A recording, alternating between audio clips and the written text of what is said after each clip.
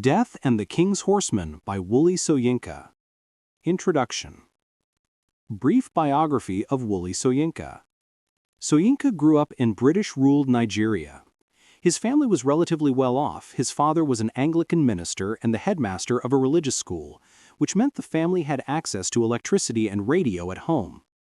Soyinka studied in Nigeria at a college affiliated with the University of London and relocated to England after graduation, where he pursued an advanced degree at the University of Leeds. The Lion and the Jewel was his second play, and its success allowed him to move to London. Over the next 10 years, Soyinka continued to write plays and edit literary periodicals both in England and Nigeria. In the 60s, Soyinka became involved with politics. He was arrested several times and kept in prison for 2 years, and one of his books was banned in Nigeria. Soyinka wrote Death and the King's Horseman in 1975 during a time of exile from Nigeria, and it's become one of his most famous works. He has been married 3 times and has 5 children. Historical context of Death and the King's Horseman. The story of Death and the King's Horseman is based on real events that took place in Nigeria in 1946, when the English District Commissioner attempted to stop the King's Horseman from committing ritual suicide.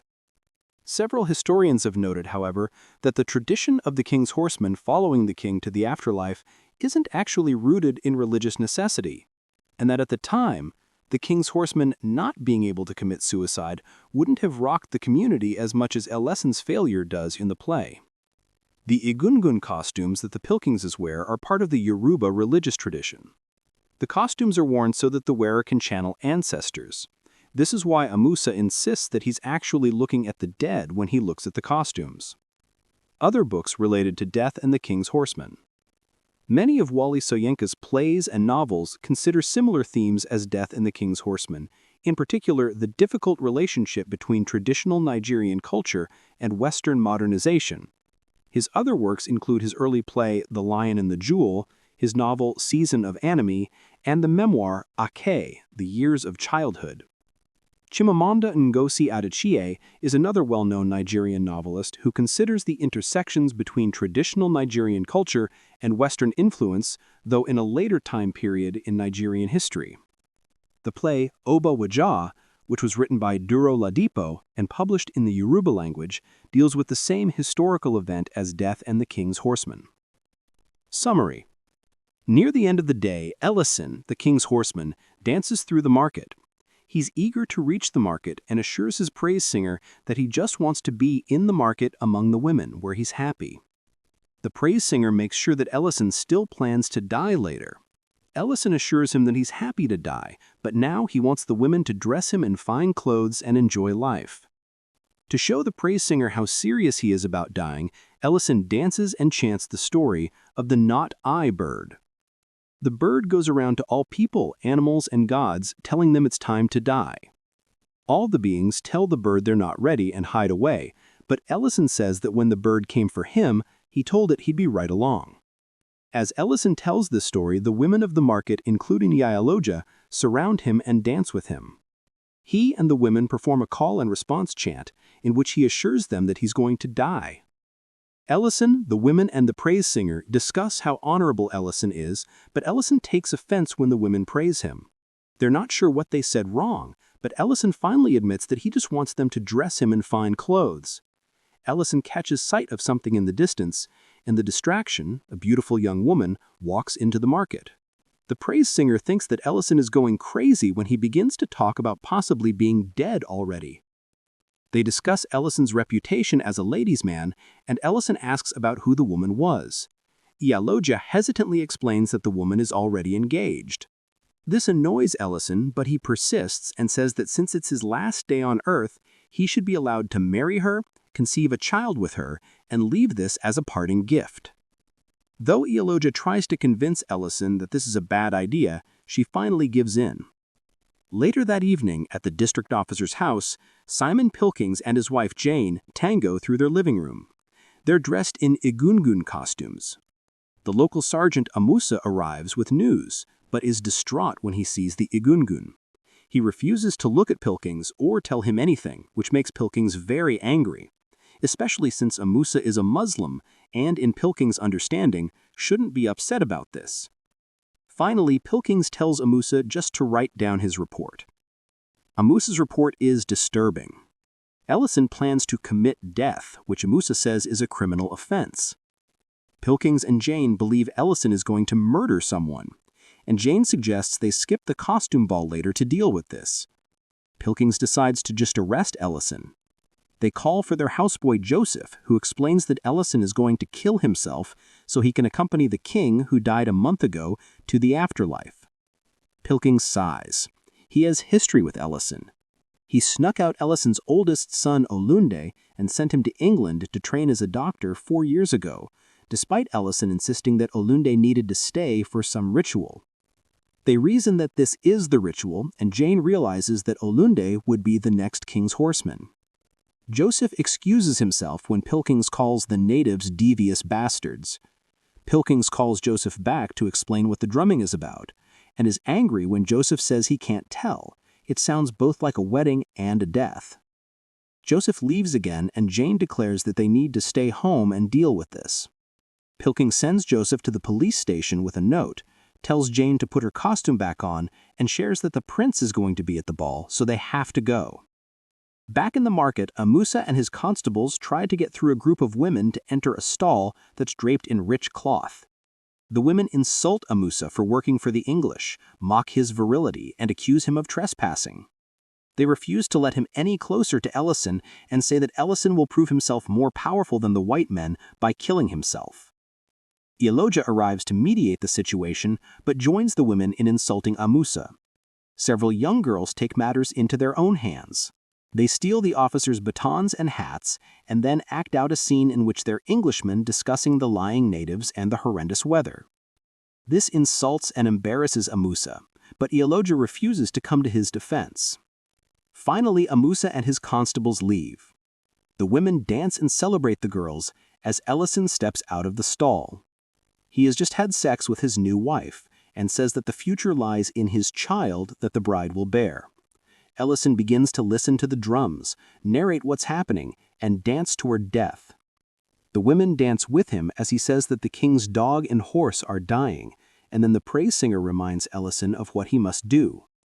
Ellison sinks deeper and deeper into the trance, and the praise singer tells Ellison that if those on the other side don't honor him properly, they'll welcome him back. At the ball, the band plays music to introduce the prince. The prince is taken with the Egungun costumes, but the resident soon pulls Pilkings outside to explain a note that arrived from Amusa about Ellison's suicide. The resident reminds Pilkings that he needs to be vigilant in order to support the empire, and when Amusa arrives, the resident asks if Amusa is part of the riot. Pilkings tries to get Amusa to give him his report, but Amusa again refuses to speak to him in the Egungun costume. Pilkings dismisses Amusa as the clock strikes midnight. He and Jane wonder if this is the moment that Ellison will kill himself, and Pilkings runs away. Olunde, who has returned from England, finds Jane outside and asks for Pilkings. They discuss her costume, and though Olunde will look at her, he says she's still doing a disrespectful thing by wearing the Egungun. He explains that she doesn't understand why it's wrong because she's English. They discuss World War II, which is currently going on, and the ethics of killing oneself to save many others. Jane refuses to direct Olunde to Pilkings and is shocked when Olunde says that he's here to bury Ellison and stop Pilkings from trying to stop Ellison from dying. He tries to make it clear that Ellison needs to die and is doing an honorable thing, but Jane won't have it. She becomes increasingly upset as Olunde points out that thousands of Englishmen are dying in the war, something he suggests is mass suicide. Olunde leads Jane outside to listen to the drums and notes the moment in which Ellison dies. Jane is disturbed by Olunde's calm and attracts the attention of the aide-de-camp, but she sends him away. Olunde tries to explain why he was so calm, but also attempts to excuse himself to go sit with his father's body. From off-stage, Olunde and Jane hear Pilkings telling someone to restrain people. Pilkings steps into sight and is shocked when Olunde says that it would have been a tragedy had Pilkings succeeded in stopping Ellison. Pilkings refuses to let Olunde go see his father, and then speaks with the aide-de-camp. He wants to know if he can put Ellison in the cellar where they used to keep slaves. As Pilkings marches away, Olunde and Jane wonder what's causing so much commotion. Their question is answered when they hear Ellison yelling angrily. Ellison races into view but stops when he sees Olunde. He falls at Olunde's feet and Olunde insults his father and walks away. In his cell, Ellison stands, his wrists chained, and looks at the moon. There are 2 guards in the cell with him, and his bride sits demurely outside. Pilkings tries to talk about how calm and peaceful the night is, but Ellison insists that the night isn't calm by any means. Pilkings has destroyed Ellison's life and the lives of others. They argue about whether Pilkings was just doing his duty or not. Ellison explains that he's not at risk of dying anymore, as he was supposed to die at a specific moment a while ago. He says that he doesn't blame Pilkings, even though he's ruined his life by stealing Olunde and stopping Ellison from doing what he needs to do. Pilkings tries to comfort Ellison by saying that not everything is as bad as it seems. Olunde thinks that this is salvageable. Ellison disagrees but thinks that he no longer has any honor and cannot even call himself Olunde's father. Pilkings leaves him, and Ellison tells his bride that he blames her in part for his failure, as she showed him that there are things on earth that he still wants to enjoy and he didn't want to die. Pilkings and Jane return and argue if Olunde and Ayalaja should be allowed to visit Ellison. Ellison assures Pilkings that nothing worse than what's already happened will come of Ayalaja visiting. Pilkings shows Ayalaja in, and she immediately begins to berate Ellison. She says that he's dishonored himself and the world, and reminds her that she warned him this would happen. He tries to explain why he faltered, but she's unsympathetic. Ayalaja says that she's coming with a burden. Pilkings tries to show Ayalaja out, but she refuses to leave and says that Ellison must perform certain things. Their king will be upset in the afterlife, and he needs to let their king go. The aide-de-camp races in to say that there are women at the bottom of the hill. Since it's just women, the aide-de-camp agrees to let them into the cellar. They enter carrying a cylindrical object on their shoulders that's covered in cloth. Ayalaja says that it's the burden and the king's courier, and Ellison needs to whisper in the courier's ear so he can release the king. Pilkings refuses to let Ellison out. The praise singer reminds Ellison of his duty and says that someone else took his place. The women reveal that the cloth covers Olunde's body, and the praise singer continues to tell Ellison how he has ruined things. Horrified, Ellison flings his chains around his neck and strangles himself. Pilkings tries to resuscitate him, but Ayalaja tells him to stop.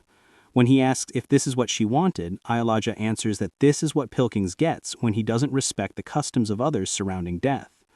The bride closes Ellison's eyes and pours a bit of dirt over them, and Ayalaja leads her away. Ayalaja encourages the bride to think of her unborn child. Symbols. Key symbols in Wole Soyinka's Death and the King's Horseman include chains representing the lingering effects of colonial oppression and the dehumanization of African culture, the knot-eye bird symbolizing the natural mentality of the Yoruba people toward death and the willingness to meet it, the Egungun costumes representing the connection between the living and the dead, and cosmic law. European music symbolizing the weakness and inappropriateness of British culture in Nigeria, and the marketplace, a liminal space where the living, the dead, and the unborn all converge. Chains. Significance. The chains bind Ellison, but they are the very chains used to bind slaves during the slave trade. Meaning, they symbolize the lingering colonial influence and the ways in which the ideology of European superiority continues to suppress and dehumanize native culture and people. Ellison's suicide. Ellison's death by suicide using these chains shows that even after the end of the slave trade, the oppressive beliefs that fueled it continue to be a destructive force. The knot-eye bird. Significance. The knot-eye bird is an important symbol of the Yoruba mindset regarding death. Meaning, Ellison's acceptance of the symbol demonstrates his readiness to fulfill his duty and embrace death as a natural part of the cycle of life. Egungun costumes and masks. Significance. These ceremonial costumes allow the wearer to channel the spirits of the dead. Meaning, they represent the connection between the living and the dead, and embody cosmic law and order. Their presence on the Pilkings, who are uninitiated, highlights their misuse and the colonial attempt to impose their own misguided interpretation of Yoruba customs. European music. Significance. The weak and poor quality European music in the play serves as a pointed symbol. Meaning, It represents the inappropriateness and lack of vitality of British colonialism in Nigeria, contrasting sharply with the robust and natural strength of the native Yoruba music and culture. The marketplace. Significance. The marketplace is a central setting in the play and has significant symbolic weight. Meaning, it is a liminal space where the living, the dead, and the unborn all meet, representing the fluidity and interconnectedness of these realms and the immediate presence of both possibility and danger. Death and the King's Horseman characters. Ellison, character analysis. Death and the King's Horseman characters. Ellison, character analysis. Ellison is the titular horseman of the play. He's a vibrant man who loves life and, due his role as the King's Horseman, has been able to enjoy it to the fullest. He eats the finest foods, dances with the women in the market, and has sex with and marries almost whomever he wants to in the moment. Because the king died a month before the start of the play, Ellison must commit suicide to join him and has had a month to prepare for his passage to the afterlife. The women in the market adore Ellison. He loves fine clothes, so they dress him in beautiful and elaborate cloths to commemorate his last day in the lands of the living. He shows himself to be a jokester, a storyteller, and a dancer as he interacts with those around him at the market. Through the praise singer, Yaloja, and Simon Pilkings, the reader audience learns that Ellison is an extremely honorable man who's fully entrenched in the customs of his people. Ellison does choose to change up the customs surrounding his death a bit when he decides he must take a final wife, the young woman, before he dies. Especially since the bride is actually engaged to Yaloja's son, this suggests that Ellison is more selfish than the talk about how honorable he is might suggest. This is confirmed when later, Ellison fails to commit suicide. Though he blames Pilkings, who arrests Ellison at the moment he tries to die, the gods, and his bride in turn, Ellison eventually admits that he loved life too much and didn't entirely want to die. Not dying dishonors Ellison beyond all recovery, so when he sees that his son Olundi died to take his place, which dishonors Ellison even further as his son isn't supposed to give himself to his father like that, Ellison commits suicide with his chains. Yaloja notes that even in the afterlife, Ellison will be dishonored and will arrive covered in the manure from the king's stallion. Yaloja. Character analysis. The mother of the market. She has a close and friendly relationship with Ellison and, along with the praise singer, acts as Ellison's moral compass and a conscience of sorts. She wants to please him and is happy to do so by helping the other market women dress him in fine cloth, but she's also the only one to question him when he asks to take a young woman as his wife in the hours before his death. With this, Yaloja shows that she has a vested interest in making sure that Ellison follows protocol and doesn't ruin things by changing the plan, as she warns him several times that he should make sure he doesn't leave a curse behind by having sex with his new bride. At this point, she seems to have not much power, given that she feels she cannot deny Ellison his bride, even though she thinks the marriage isn't a good idea. After Ellison fails to die, however, Yaloja comes into her full power. She berates Ellison for knocking the world off its course and upending the cosmic order by failing to die. Yaloja makes it very clear that the women will have to bear the burden of Ellison's mistake by having the market women carry Olundi's body to Ellison's cell so he can see how the consequences of his actions. She speaks often in Yoruba proverbs, which allows her to force Ellison to connect with his culture and his religion by interpreting them.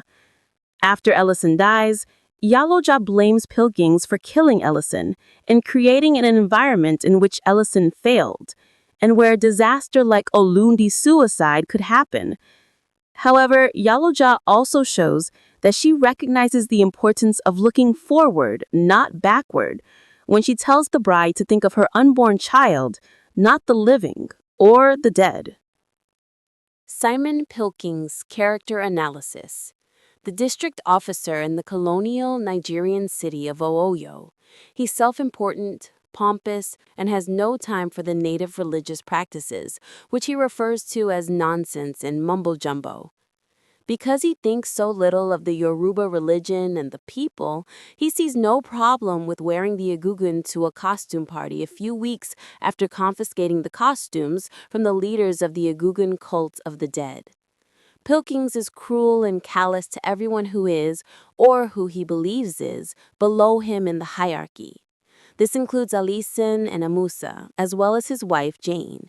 He's especially dismissive of Jane's attempts to make him understand the importance of being sensitive to the local culture and customs, and shouts at her to stop interfering with his work.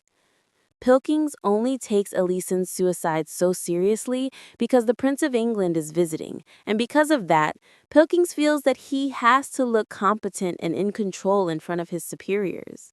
His manner implies that the rest of the time, he takes control when the mood strikes him or when it suits him to do so, and simply behaves rudely and derisively the rest of the time. Though Pilkings says that Alison dying wouldn't be a great loss, he's had run-ins with Alison in the past and finds Alison difficult to deal with and annoyingly entrenched in native customs. Pilkings does fully believe in the Christian idea that suicide is a sin. To this end, Pilkings does his best to stop Alison's death and succeeds. He tells Alison that he's doing his duty by saving him and refuses to consider that he's actually doing Alison and the local people a major disservice. Olunde character analysis. Olunde is Alison's oldest son and, therefore, is next in line to become the king's horseman. 4 years prior to the start of the play, Pilkings helped sneak out Olunde from Nigeria so he could go to England and train as a doctor. According to Pilkings and Jane, at that point, Olunde was a bright and sensitive young man, more suited to becoming a poet than a doctor. When Olunde finally appears in the flesh, he's a handsome figure and wears a Western suit. Through his conversation with Jane, he shows himself to be wise, honorable, and calm. He speaks highly of things like Alison's death and the suicide of a ship's captain who exploded his ship to save civilians, which he suggests is extremely important and usually worth it for one person to sacrifice themselves for the good of many. Because he's been in England for 4 years, Olunde has a firm understanding of both his native Yoruba culture and English culture. He conceptualizes his involvement with the two cultures as a good thing, as it allows him to defend his native culture and understand why the English behave the way they do. Olunde demonstrates just how strongly he believes in Yoruba traditions when, upon seeing Alison alive when he should be dead, Olunde insults and disowns his father. He later kills himself to take Alison's place as the king's horseman in the afterlife. Jane Pilkings' character analysis. Pilkings' wife. She's far more understanding and thoughtful than her husband, though she also fully supports Pilkings in his work of policing the native population in Nigeria, and at times seems even more dutiful to the cause than he does. She's the one to suggest that they skip the ball so that he can deal with Alison's suicide. An observant woman who wants to understand often tries to tell Pilkings to behave more politely to the natives or explains that whatever he's doing is rude in their culture. Despite this, she also doesn't think highly of the natives at all and considers them primitive, while she finds English culture to be refined and superior. She believes in the Christian ideal of the sanctity of all life, so she's dismissive of Ellison's suicide and of the deaths of other individuals who sacrifice themselves for the greater good. However, she also doesn't see anything wrong with all of the young Englishmen who are dying in World War II. During her conversation with Olunde, she tries her best to understand why he wants Ellison to follow through with his suicide, and why Olunde isn't upset that his father is dying. Though she's able to get information from Olunde that helps the reader/audience understand, she herself cannot manage to see things from Olunde's perspective. The Praise Singer. Character analysis. The praise singer is a man who accompanies Ellison and acts as his conscience and spiritual guide. After Ellison is gone, the praise singer will be the one responsible for singing about Ellison so that future generations remember him and know who he was. He and Ellison appear to be extremely close, and the praise singer is sad to lose Ellison to the afterlife. He offers to accept Ellison back with open arms if the gods and dead kings on the other side don't properly honor Ellison. As Ellison's moral compass, the praise singer offers warnings about taking a bride and spending so much time with women, and he leads the dancing and chanting as Ellison dances closer to death. Sergeant Amusa. Character analysis. Amusa is a native Nigerian man who converted to Islam several years before the action of the play. He serves under Pilkings as a police officer for the English colonizers. Despite being a Muslim, he still has strong ties to the native culture and religion. For example, he cannot bring himself to look at or speak to Pilkings and Jane when he finds them in the Ugungu costumes. He's easily offended and seems insecure in his role as a policeman tasked with policing the local population. He threatens violence against Iyalaja and the other women in the market when they mock him and refuse to let him arrest Ellison. He threatens violence against Iyalaja and the other women in the market when they mock him and refuse to let him arrest Ellison. Life and Death. Theme analysis. The action of death in the King's Horseman begins a month after the king's death. Per Yoruba religious tradition, Ellison, the titular horseman, a title that signifies that he's in service to the king and shares many of the same rights and perks but without the same responsibilities, must commit ritual suicide so that he can accompany the king to the afterlife. Things become complicated, however, when Simon Pilkings, the local district officer, discovers that Ellison intends to commit suicide while the Prince of England is visiting. Through Pilkings' attempts to stop Ellison from committing suicide, the play begins to explore the function and the cultural significance of death, both for the Yoruba people and for the English. Ultimately, the play makes it very clear that death is something different for every culture, and that interrupting one culture's way of thinking about the relationship between life and death can have disastrous consequences. For Ellison, the past month has been a time of transition. The death of the king a month before means that Ellison has had 30 days to prepare for his own journey toward death, and therefore has been existing in a liminal transitional state. Despite this, and despite Ellison's assurance to both his praise singer and Iyalaja, the mother of the market, that he plans to follow through with tradition and die, the way that Ellison behaves and is described in the stage notes suggests that he's more connected to life than he might think. This, Soyinka suggests in his introduction, is the true conflict of the play, that Ellison is too entrenched in the land of the living to successfully cross over to the land of the dead to join his king. The most significant way that Soyinka demonstrates how connected Ellison is to life is through his desire for material and carnal pleasures. Ellison teases the women in the marketplace, which results in them dressing him in colorful, elaborate clothing, something that Ellison clearly takes great pleasure in. He also insists on marrying in the hours before his death for no other reason than that the bride, the young woman he sees walking through the market, is extremely beautiful and he wants to have sex with her. Both Iyalaja and the praise singer suggest that this is a problem, whatever Ellison has to say on the matter. Iyalaja cautions Ellison to make sure that his seed doesn't attract a curse. In other words, she tries to warn Ellison that participating in the marriage ceremonies so close to his death might tie him to the world of the living to the point where dying could become difficult when the time comes. Ultimately, she's right to be concerned. Ellison falters in his attempt to die and later half-heartedly blames his new bride for tempting him. With this, Ellison admits that he did love life too much, even as he regrets that he wasn't able to end it.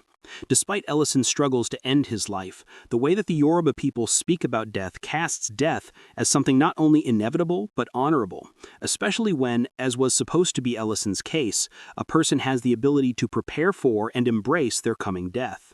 This also suggests that life can be more fulfilling when a person lives knowing full well that death is on its way. This contrasts dramatically with the way that the English people think of life and death. Pilkings believes in a Christian ideal of the sanctity of all life, thus Ellison's suicide is something blasphemous and unthinkable, rather than a way for Ellison to exercise agency over how and when his spirit crosses over to the land of the dead. Interestingly, Ellison's love of life and the way he goes about enjoying his life suggests that even if he does still adhere to Yoruba beliefs dictating that he must die, he might have more in common with Pilkings than Ellison is comfortable admitting. Indeed, even Pilkings brings up a Yoruba proverb suggesting that nobody dies entirely willingly, no matter their station in life or their belief system. With this, Pilkings suggests that Ellison's hesitation is normal and understandable even within the context of his own belief system, and even if it has disastrous consequences. As appalling as Pilkings finds Ellison's ritual suicide attempt, and as catastrophic as Ellison's failure is for Ialoja and the Yoruba people, more horrifying for everyone, Pilkings, Ellison, and the reader/audience alike, is Ellison's successful suicide behind bars when he sees the body of his oldest son, Olunde, who took Ellison's place in the spiritual world as the king's horseman when Ellison failed to die. Being refused his original, planned death robs Ellison of all dignity and power. While dying as planned would have meant that he'd be honored by both the living and the dead, not being able to die dishonors Ellison in the eyes of everyone, and makes it so that the tradition of the king's horseman cannot continue in the futures of the living, given that Olunde, who would have been the next horseman, is also dead. Dishonored in both life and death, Ellison kills himself with the chains that bind him, and Ialoja tells Pilkings that Pilkings is the one to blame, as he usurped the vestments of our dead, yet believe that the stain of death will not cling to you. With this, Ialoja suggests that the true crime committed by both Ellison and Pilkings is not accepting the inevitability of death and not allowing others to greet death on their own terms. Women in power. Theme analysis. While Death and the King's Horseman isn't overtly about relationships between men and women, observing the way that all the play's women act and are treated by the men around them offers extensive insight into how women function in Yoruba society and English colonial society alike. In both cultures, women are treated as keepers of culture and as the interpreters of their own cultures for others, suggesting that while women in the play may not have power in the contemporary Western sense of the word, their power lies in translating the meaning and significance of events for others and upholding social order. In theory, at least, women reap the benefits of these actions when the men around them behave appropriately and honor them for their work. As the only named Yoruba woman in the play, Iyaloja, the mother of the market, is a compelling and powerful character simply by virtue of who she is. She's the only woman willing to question Ellison's intentions to his face when he asks to marry the young woman, and she is the most vocal critic of his choice to marry right before his death. In these situations, Iyaloja reveals that her role in Yoruba society is to ensure that things proceed smoothly and as they should per tradition. It's worth remembering that according to Yoruba religious beliefs, Iyaloja, as well as everyone else in society, women and men alike, benefits from men like Ellison doing what they're supposed to do. While the reader/audience is never told exactly what happens if Ellison fails in his task, it's made abundantly clear that it will negatively affect everyone, both in the land of the living and in the land of the dead. In this way, Iyaloja is working to make sure that everyone benefits and everyone follows the rules, even someone as powerful as Ellison. The girls who turn Amusa away from the market when he first tries to arrest Ellison perform a similar function. Though unnamed, they nonetheless stop Amusa from ruining an important ritual and distracting Ellison even further from his important task of dying later. They also taunt Amusa for abandoning Yoruba beliefs and choosing to serve the English, in other words, for exiting their society. In this way, the Yoruba female characters demonstrate that their true loyalties to their belief system and their culture. Anyone who stands in their way, no matter how powerful or what religion they are, will be condemned and dismissed, as evidenced most poignantly when Iyaloja brutally insults Ellison for failing to die and in doing so, dooming the Yoruba people to a horrendous, if undescribed, fate. Jane Pilkings performs some of the same roles that the Yoruba women do, though the way that her husband treats her suggests that she has nowhere near as much power in her marriage as the Yoruba women do in their society. Jane mostly functions as a fumbling and poorly informed interpreter of Yoruba culture for Pilkings. Though she doesn't understand it, she takes Amusa's unwillingness to look at her and Pilkings in the Egungun costume seriously and attempts to make Pilkings behave respectfully and with more understanding in his interaction with Amusa. In this case, however, Jane has very little power to actually influence her husband's behavior. Pilkings does eventually dismiss Amusa for the night, but he does so out of exasperation and tells Jane that she's just as silly for taking Amusa seriously as Amusa is for taking offense in the first place. While Ellison teases the women and makes sure that he gets his way in whatever he wants, unlike Pilkings, he at least takes Ioloja's concerns seriously. Jane also facilitates for the audience a conversation with Olunde that reveals some of the cultural beliefs of the Yoruba people. Importantly, Jane wants to understand, which is more than can be said for Pilkings, but she nevertheless fails to either understand why Ellison must die or pass on information to Pilkings that might make him understand why he shouldn't intervene. However unsuccessful Jane might be in creating any meaningful action or change within the play, the questions that she asks do allow the audience insight into what's going on and why, which, in turn, encourages the reader/audience to see Jane and Pilkings as antagonists, not righteous fighters for a good cause.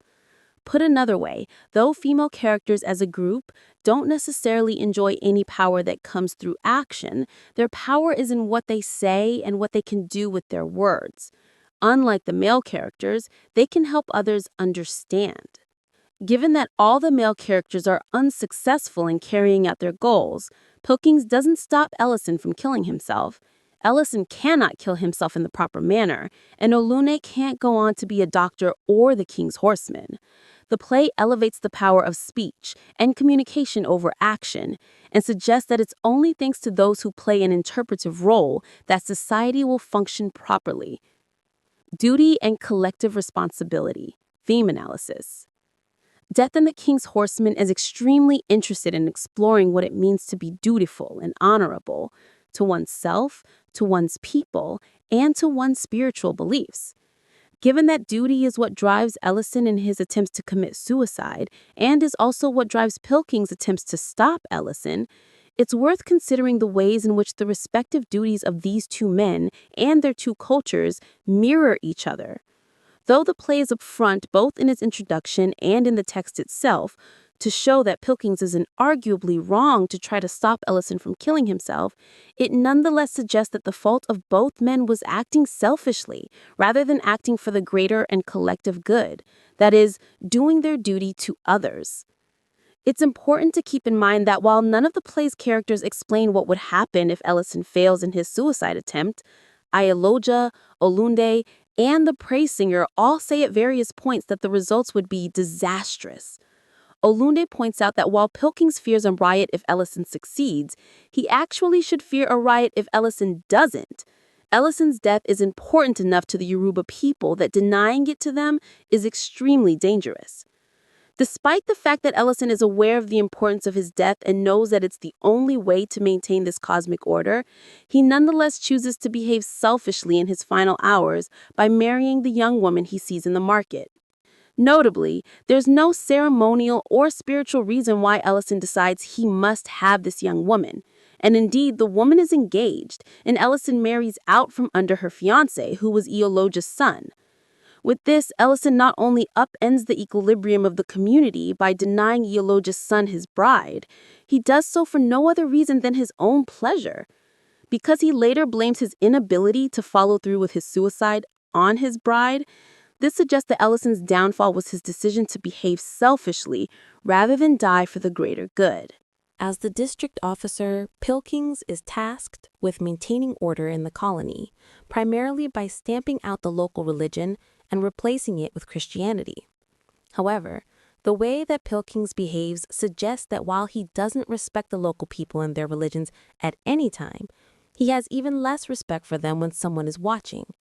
In this case, the Prince of England. Pilkings takes the news of Ellison's impending suicide so seriously only because there's someone extremely important around whom he'd like to impress by making it appear as though the colony is safe and under control.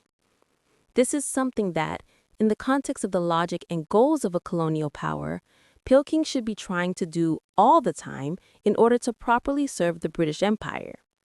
In this way, Soyinka shows that Pilkings' attempt to stop Ellison isn't actually undertaken to help the empire further its goals. It's a way for him to look good and nothing more.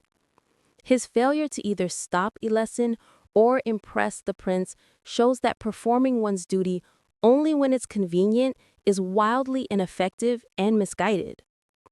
In his conversation with Jane, Olunde encourages her to look beyond her horror at the idea of ritual suicide and see that within the Yoruba belief system, Elesin is doing his people a massive favor by ensuring their spiritual wellness. He also expands this idea to encompass the entire globe by suggesting that sacrificing one person for the sake of hundreds or thousands of others is usually worth it. Jane mentions in an offhand way that several weeks ago, a ship's captain died in the harbor when he exploded his ship, which contained some kind of dangerous material and posed a risk to the people living around the harbor. She insists that the captain's sacrifice was disgusting and unnecessary, while Olunde encourages her to see it as an affirmative commentary on life. In contrast, he points out that English soldiers are dying at alarming rates in the war, while English newscasters insist that the country is experiencing victory after victory. In other words, that the English are sacrificing droves of people while also refusing to honor them by calling the deaths of those men a massive humanitarian crisis. Because Olunde believes so strongly in this sense of duty to the communal good, it's shocking for him when Elesin appears, very much alive, and therefore, within the logic of Yoruba theology, not looking out for the good of his people. Olunde then shows himself to be the most honorable and dutiful character of the play by doing what he knows he must do and killing himself to take Elesin's place as the king's horseman in the afterlife. While this poses its own moral dilemmas, Olunde won't be able to go on and save lives as a doctor, for instance, nor will he be able to serve the next king as a horseman. Taking Elesin's place means that Olunde is at least attempting to rebalance the cosmic order of the entire world and perform his duty by being willing to properly complete the task set out before him that benefits many, not just himself. Colonialism. Theme analysis. In the introduction to the play, Soyinka says outright that it's inappropriate and reductive to consider Death and the King's Horseman only as a play about a clash of cultures and the role of colonialism in Nigeria. Instead, he encourages readers and prospective directors to focus on the conflict that Elesin experiences as he fails to follow through with his suicide for a host of other reasons not related to Pilking's attempts to stop him. Despite this warning, the fact remains that colonialism, racism, and prejudice loom large over the story, if only because it takes place in colonial Nigeria during World War II. When considered in terms of colonialism, the action of Death and the King's Horseman becomes less about one man's failure to uphold his society's traditions and maintain cosmic order. Instead, Elesin and Olunde's deaths come to symbolize the death of the Yoruba society as a whole under colonial rule. It becomes clear in the side comments and observations of all characters, Yoruba and English alike, that the city of Oyo has a long and tragic history of European occupation that, even in the play's present, influences all the characters. When Pilkings arrests and imprisons Elesin is chained in a cellar where slaves bound for North America were once held. Though he's not taken to North America like his forebears, Elesin suffers at the hands of white invaders who wish to maintain control over African bodies and customs by imprisoning them and denying them dignity and agency. In the same vein, much of Pilking's distress when he learns about Elesin's impending suicide has to do with the fact that the prince is visiting the colony, and, as far as the prince is aware, Nigeria is a rare, calm, and safe colonial state amidst the horrors of World War II. In other words, it's absolutely essential for Pilkings to suppress local customs that might not go over well with the princes of the colony in order to maintain the illusion that after nearly a century of occupation, the locals are subdued and are no longer a threat to their occupiers, even when those threats don't threaten Pilkings directly or for that matter, the presence or ruling power of the English as a group. There are indicators, however, that despite the generations of English occupation in Nigeria, the English are only barely suppressing what Pilkings, at least, sees as even greater threat than violence, revolts, or losing administrative power, the local culture and belief system. Though Amusa, a Nigerian man, converted to Islam and is now a sergeant serving under Pilkings, he cannot bear to look at Pilkings and Jane when he finds them wearing the igungun in preparation for the costume ball to be held that night in the prince's honor. He attempts to explain to Pilkings that it's wildly inappropriate for them to wear the igungun, and further that it's disrespectful even for Amusa to touch or look at the costumes when discussing a matter related to death. What's most galling for Pilkings in this situation is that, as far as he's concerned, Amusa was supposed to have left his respect and belief for any mumble-jumble behind when he converted to Islam. This reveals that Pilkings' true goal is to stamp out the local culture and belief systems. While Eleson and Pilkings seem to represent two ends of a spectrum, Eleson's son Olunde, who is in the process of training to be a doctor in England, represents the potential for a middle ground. When Olunde arrives, Pilkings is initially thrilled as he thinks that Olunde will be a voice of reason who can talk sense into Eleson and stop his ritual suicide.